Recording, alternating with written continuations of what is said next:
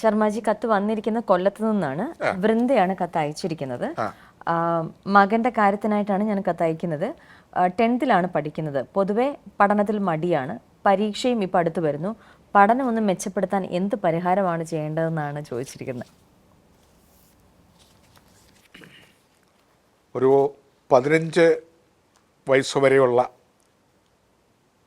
ശനി ദശ 15 ഡിഗ്രി മൗഢ്യത്തിൽ നിൽക്കുന്നത് കൊണ്ട് ഏതാണ്ടൊരു +1 വരെയൊക്കെ ഉള്ള ഡിഗ്രിയിൽ വലിയ പഠിത്ത മുന്നേറ്റം, മാർഗ് വർധനവ് ഒന്നും ഉണ്ടാകത്തില്ല.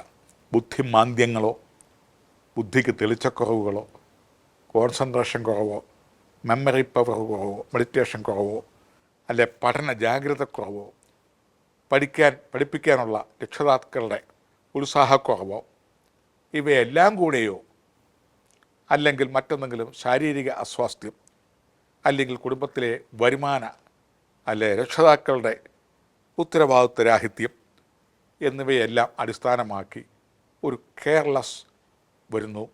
അതനുഭവിക്കാനും ഒക്കെ വിധിക്കപ്പെട്ട ഒരു കാലഘട്ടമാണ് ഈ ദുർബല ശനിദശാകാലം 15 വയസ്സ് വരെ. ശേഷം അടുത്ത ബുധൻ ഉന്മേഷവാനായ ബുധദശാകാലമാണ്. അതായത് മിഥുന രാശിയിൽ നിൽക്കും സ്വക്ഷേത്ര ബലവാനായ വിദ്യ വിനോദ കൗശല കാരകനായ ബുധൻ്റെ ദശാകാലം.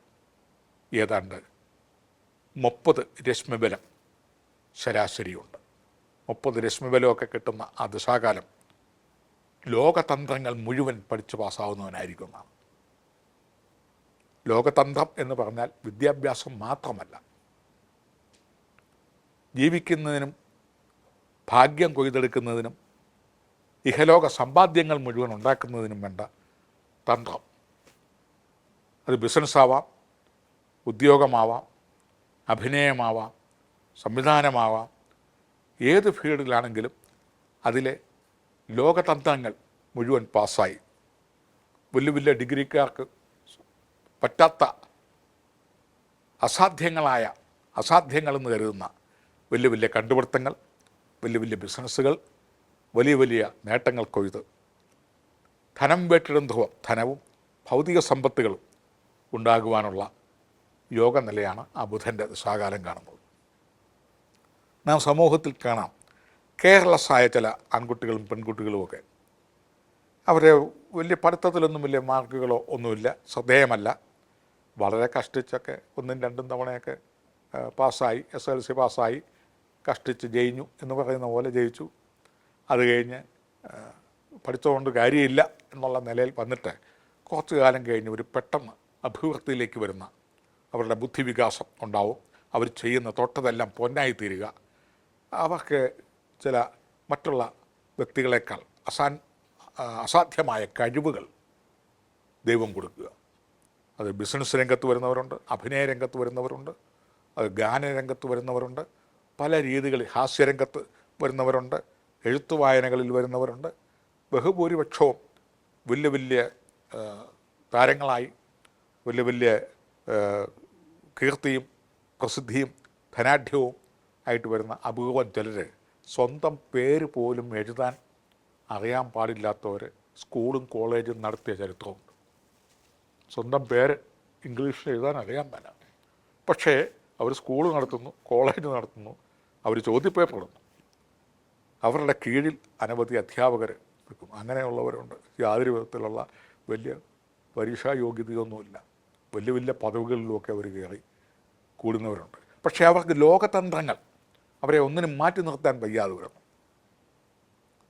അവരുടെ ബുദ്ധിവികാസങ്ങൾ അനുസരിച്ച് വലിയ വലിയ ഡിഗ്രിക്കാർ വരെ ശമ്പളക്കാരായിട്ട് നിൽക്കുന്നു. അനവധി ബിസിനസ് സ്ഥാപനങ്ങളുണ്ടാവുന്നു.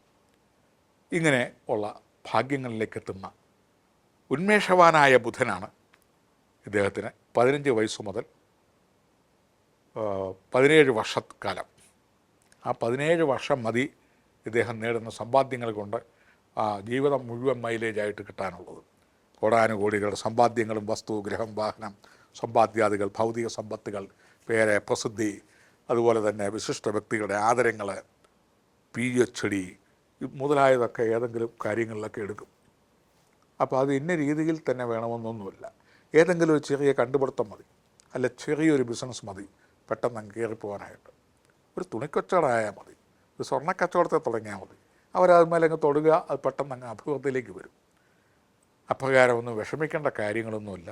ഇപ്പം ഇനി എന്തായിരുന്നാലും കൊണ്ടുപോകില്ല ചോരന്മാർ കൊടുക്കും ദൂരമേഖലും മേന്മ നൽകുന്ന സ്റ്റാൽ വിദ്യ തന്നെ, വിദ്യാഭ്യാസം വേണം. അതിനെ മറികടക്കാൻ മറ്റൊന്നുമില്ല. എങ്കിലും എത്ര ധനാഢ്യനായിരുന്നാലും വിദ്യ വലിയൊരു കാര്യമാണ്. അതുകൊണ്ട് വിദ്യാഭ്യാസത്തിന് മരതകരത്നം ധരിപ്പിക്കുക, അതുപോലെ ബ്രഹ്മീകൃതം കൊടുക്കുക, നല്ല ട്യൂഷൻ കൊടുക്കുക, കാര്യങ്ങളൊക്കെ പരമാവധി പഠിത്തത്തിന് വേണ്ട കാര്യങ്ങളെല്ലാം ചെയ്തു കൊടുക്കുക. പഠിക്കുന്നിടത്തോളം പഠിക്കട്ടെ. ഏതായാലും 15 വയസ്സ് മുതൽ ഇദ്ദേഹത്തിന് പഠിത്തം കൂടാതെ തന്നെ ഏതെങ്കിലും ലോകതന്ത്രങ്ങളിലേക്ക് കടക്കാനുള്ള എല്ലാവിധ യോഗങ്ങളും ഉണ്ട്. യാതൊന്നും പ്രയാസപ്പെടേണ്ട കാര്യമില്ല. മിടുക്കനായിത്തീരും.